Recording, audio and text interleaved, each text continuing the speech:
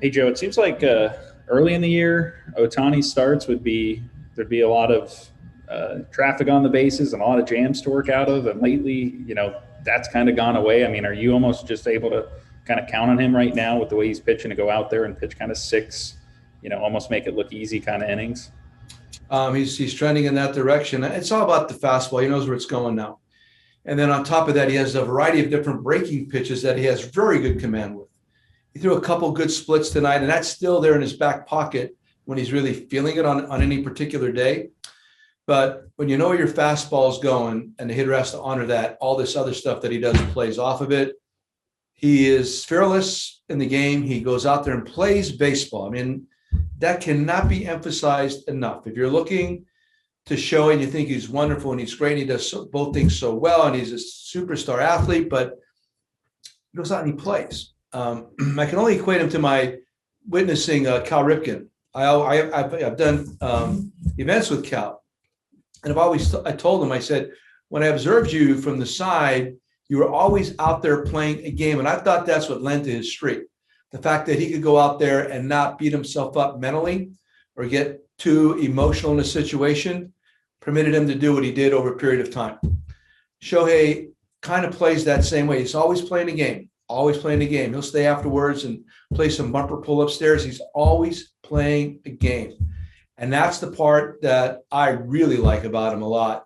And that's what more athletes have to understand. And I think if you're able to do that, then you're able to throw aside the negative, come back for the next pitch, the next at bat, the next whatever, because really enjoy what you're doing. And that's what he's doing. You're seeing him being so successful because he has a true joy for what he's doing.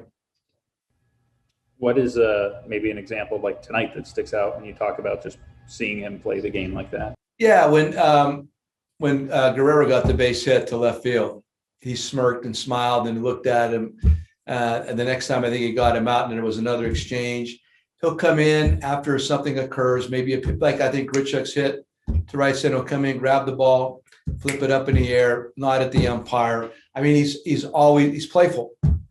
And I mean that in the best possible way.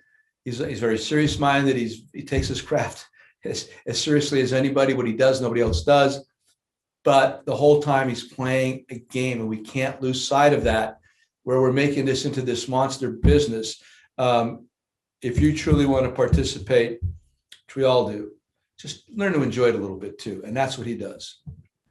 How impressed were you with the at bats and the ability to just kind of, like you say, like move the ball around against Barrios tonight from the lineup?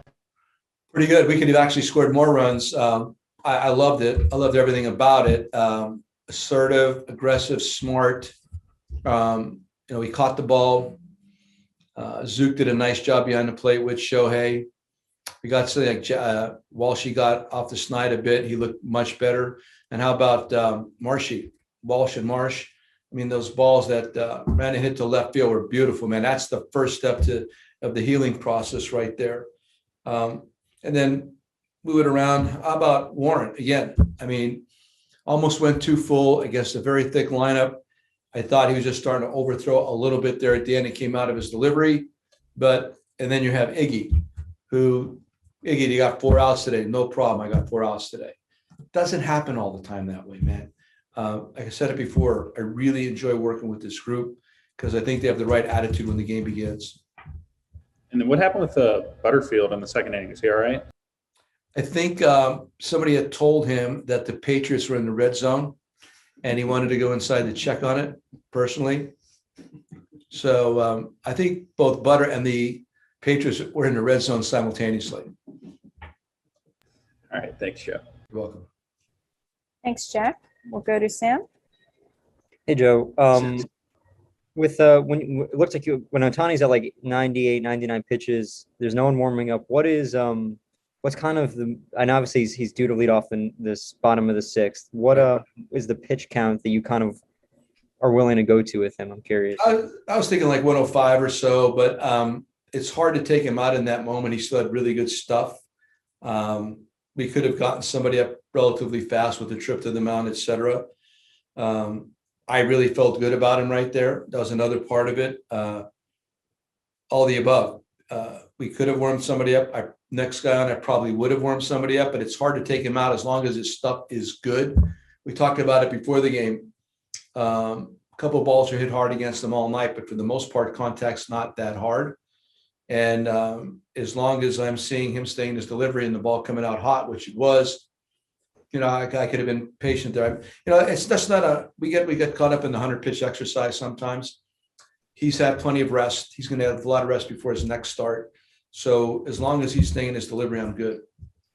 I know that when you guys played the Rockies, he kind of sensed that his outing might have was ending, and he threw that 100-mile-an-hour pitch to kind of end it. Do you kind of feel like maybe, I know this one was a slider I forgot who he struck out, but do you feel like that's kind of a similar moment there for him, where he understands this is probably his last inning, and he's kind of going for a strikeout pitch? Oh yeah, he's got it. He knows what he's doing out there. Like, he's totally self-aware in this game. Your observations are correct. I would not have pushed him into the 7th right there. No way. We were lined up pretty good with Warren, and Cishek was back. And then, of course, you have Iggy for the 3+. So he did his job. And then I really like him leading off there. Really, the ability to clear. We almost cleared the previous inning when Adele got thrown out. And then Suzuki made it to the plate. If he had gotten on, then we clear. You're always looking to clear the pitcher. We didn't clear, but I like the idea of him hitting one. 2 things. I mean, he's getting better pitches to hit, it seems. And I like being able to clear him as a pitcher. Thank you. You're welcome. Thank you, Sam. We'll go to Daniel. Hi, Joe. I know we talked about Vladdy and the Shohei matchup. What did you think about the way Shohei pitched him tonight? Really well. He pitched everybody pretty much really well. Yeah. The young Vladdy, don't forget how young he is either. The guy's having a killer year. There's still areas he has to grow in, and he will. I know his daddy really well. And he's quite a force, but I thought Shohei handled that extremely well. They both did. I mean, you can see that they both have this tremendous joy for the game. So I thought Shohei attacked him well. I thought Guerrero had as good at-bats. But when you talk about Vladdy Jr., he's really a baby. And he's so dedicated to the game. You're going to keep seeing that ascend too. But I thought it was a really cool matchup. And I heard they cut away from Field of Dreams just to watch the first at-bat. And then I know you've talked about how Shohei pitching and hitting kind of sets him apart in the whole MVP conversation. Was tonight's outing just another one of those examples? Yeah, I mean, again, we could talk about this, and we could mention both things that you just did, but it's overtly obvious to me. I mean, you cannot argue against it. There's no argument against it. Glad he's having a great year, and I really like the kid a lot. But what our guy is doing is never been done before. It's unprecedented. So for me, that's where it ends for me. And I'm sure a lot of other people probably feel the same way. But what Shohei's doing right now it's just different. Thank you, Joe. You're welcome. Thank you, Daniel. We'll end it off with Claudia. Claudia. Hey, Joe. Congrats on the win. Thank You're missing some of your best hitters, yet you are still able to add some important runs. How pleased are you with the depth of this team right now? Incredibly pleased. Incredibly pleased. I've said it before. I think you've been on these Zoomers. I enjoy working with this team as much as any team I've ever had. Primarily, I think the word would be selfless. There's not a selfish person on this entire team. Everybody that comes out here on a daily basis comes out to do something to help us win.